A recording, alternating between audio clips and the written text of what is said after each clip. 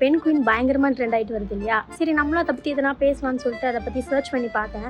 அப்போ தான் எனக்கு பெண் குயின் பற்றின பயங்கரமான நிறைய விஷயங்கள் தெரிய வந்துச்சு. என்னென்னு சொல்கிறேன் கேளுங்க. மனுஷங்க எப்படி ப்ரப்போஸ் பண்ணி மேரேஜ் பண்ணி டிவோர்ஸ் வரைக்கும் போகிறோமோ அதே மாதிரி பெண் குயின்ஸும் பண்ணுமா. இந்த கூழாங்கல்லாம் இருக்குல்ல, அது வந்து பெண் குயினுக்கு கரன்சி மாதிரி. அந்த கூழாங்கலை வச்சு நெஸ்டையும் கட்டிக்குமா, தனக்கு பிடிச்ச பெண் குயினுக்கு போய் ப்ரப்போஸும் பண்ணிக்குமா. பெண் குயின் வந்து தன்னோட பார்ட்னருக்கு ரொம்பவே லாயலாக இருக்கக்கூடிய பறவை.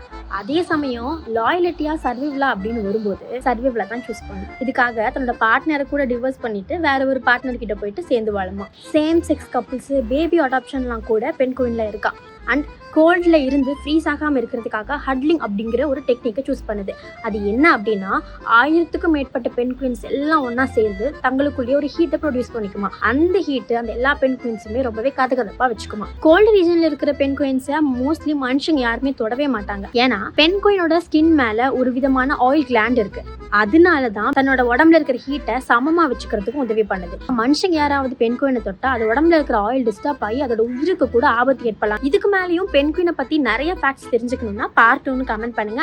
நான் சொன்னதுல எது உங்களுக்கு ரொம்ப பிடிச்சிருக்கு அப்படிங்கிறதையும் மறக்காம கமெண்ட்ல சொல்லுங்க.